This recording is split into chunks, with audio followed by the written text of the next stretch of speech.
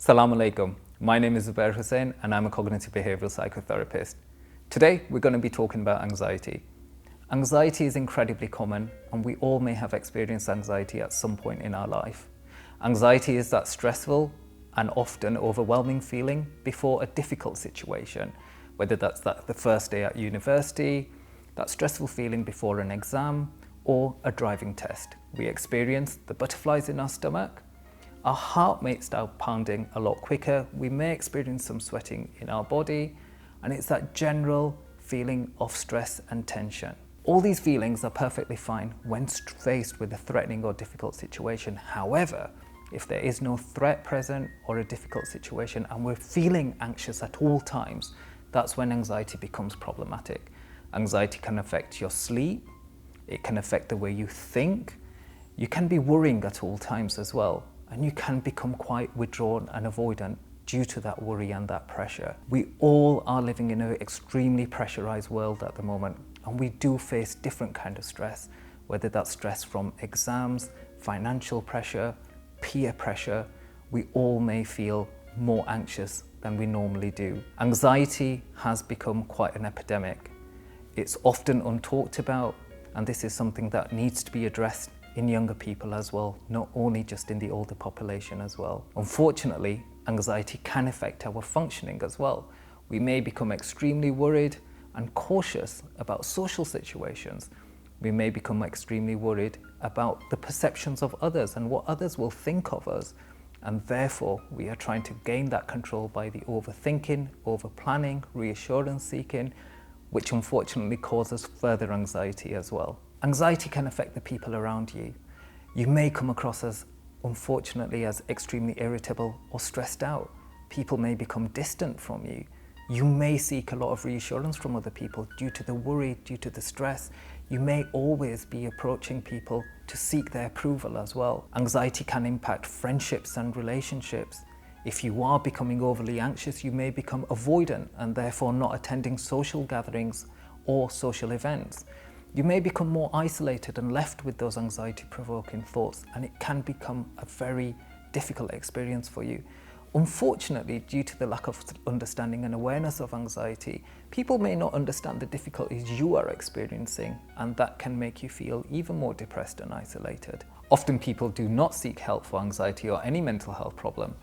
They often fear they're going to be labelled with that label of mental health. They're going to worry that they're going crazy and what people or the community may think of them.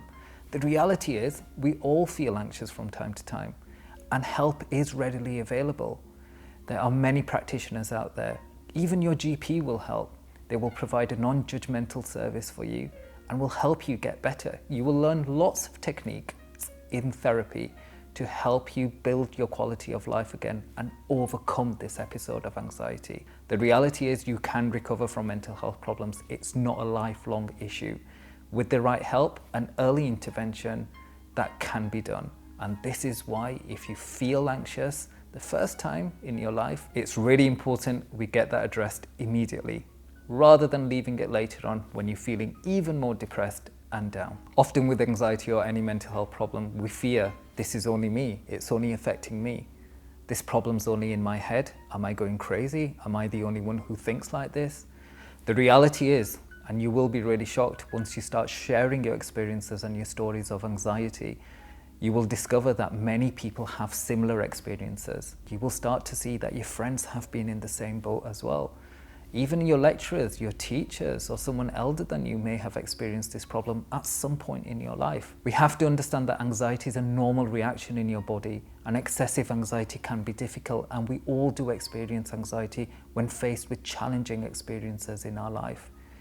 Statistics show at the moment that 1 in 4 will suffer from some sort of mental health problem, and therefore by opening up and sharing your experiences, you will realize this is actually quite normal. A lot of people have gone through the same difficulties that you're currently going through as well. Therefore, there's no shame to admit to others that you may feel anxious from time to time. You will be shocked to see the most confident people around you often do feel quite stressed and anxious as well. The only difference is they might be hiding it really well, and you're suffering in it alone. It takes courage and strength to open up, but once you do open up, you will realize you will get a lot of support.